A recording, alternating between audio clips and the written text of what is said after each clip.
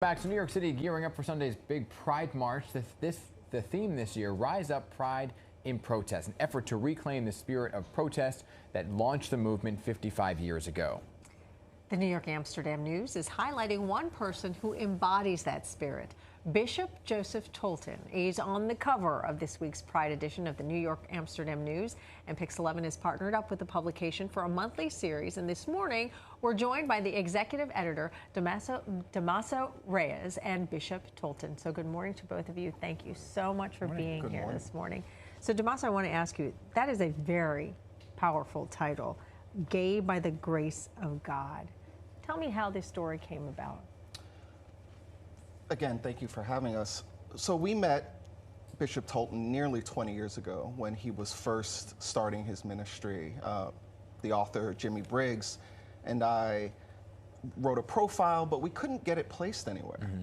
We couldn't find a publication to house it.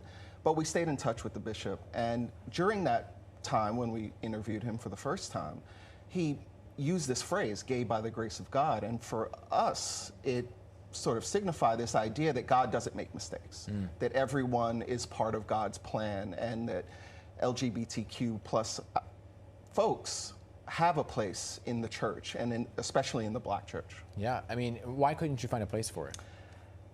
It's hard to say. Yeah. It just, I think it might have been a little too controversial for some folks. It was a little baffling us because we thought it was a great story. But finally, nearly 20 years later, we did find a home for it and placed it on the cover. Yeah, Bishop Tolton, you're an openly gay minister, and some folks in the church don't feel like they think they are accepted in the church, right? So did you face challenges in the church coming up as a minister? Absolutely. I was born at the end of 1967. Dr. King was killed just a few months later. And my mother perceived that I was of the generation that would demand that the promises of the civil rights movement would be actualized in the life of Black people. And so I grew up the son of an activist who was educated in a very particular way because of the sacrifices made in my home. And I was, so much was invested in me, and I desired to bring back to my community that which I was blessed to receive. The greatest challenge for me of being gay was that my sexuality would upend what I perceived to be this greater purpose. I was in the pulpit preaching at the age of 10. Wow. So I very deeply believed that I was going to grow up to be a change agent for my community. And I thought that my sexuality might upend that. What I, of course, came to learn was that the beauty of my sexuality was actually core to the very mission that God had given me to birth from starting as a child. Yeah, you take this mission, this message from Harlem to Africa through your ministry. Tell us a little bit about that. I have been blessed to spend quite a bit of time in Africa as an ambassador of goodwill to the LGBT community there.